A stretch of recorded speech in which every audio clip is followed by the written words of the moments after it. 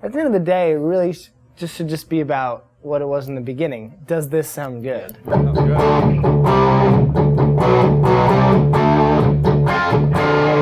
Wow. I started using the Variax because with my band, the Doobie Brothers, I have to play a lot of different kinds of guitar parts.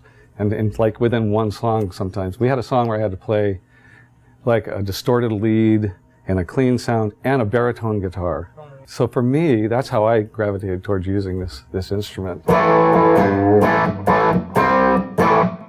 That sounds good, man. Model's better. Yeah. I pretty much had the same story. I was utility guy for Shania Twain, and I needed to play an acoustic guitar in the verse and power chords in the chorus, and that was the obvious choice, and totally blew me away when I realized I didn't have to lean over one of those acoustic guitars on a stand, and miss half of the chorus to get back to the electric and turn the volume up. And basically, it's a guitar primarily for guitarists. That's not really surprising, and it's a guitar for people who want to explore the multi-textures of electric guitar. The electric guitar isn't one damn thing, from Les Paul, Charlie Christian, Wes Montgomery, Steve Morse,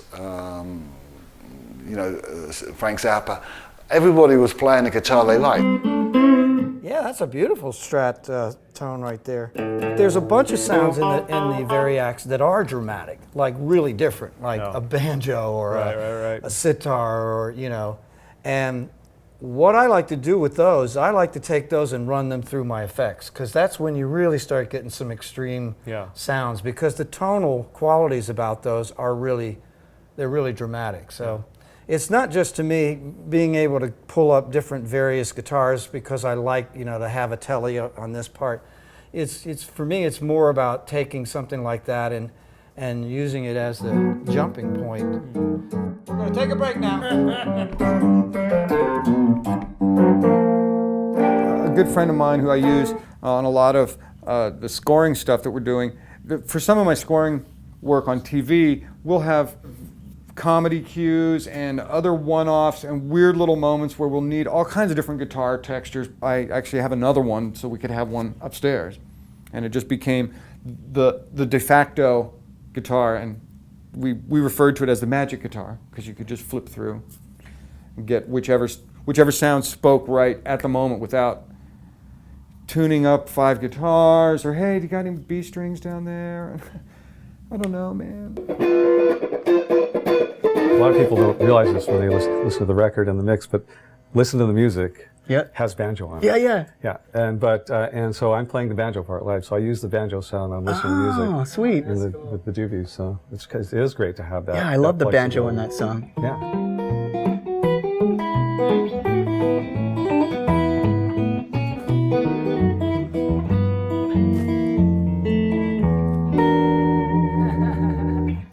So during the making of Spectrum, on a track I recorded a real Su 400 1961 model that I've got on the front pickup, and I did my part there, and then I took the Variax, put it on Su 400 and tracked it on the other side, and I said to the guy, well, what don't tell me which is which, kind of thing, and we're listening to them, A being them, and I tell you, they sounded exactly the same.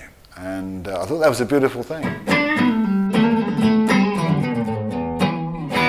I use it all the time, especially live, and I'm glad to see that somebody's still committed to furthering it and keeping it going and making it better and getting it more hands. So I'm glad to see that there's more models out, more guitars out. That's sweet, man. That's way cool.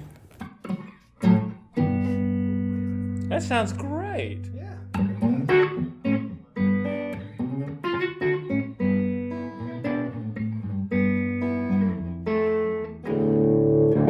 Drop D. Come on. Wow. I can't curse, but that sounds, blank sick. Is this the tunings right here? Even better. Okay, that's big. And you can just roll through them right there. Yeah. That's genius. So that's double magic then. It's tonal magic and tuning magic. All right, I'll take it. You've twisted my arm long enough.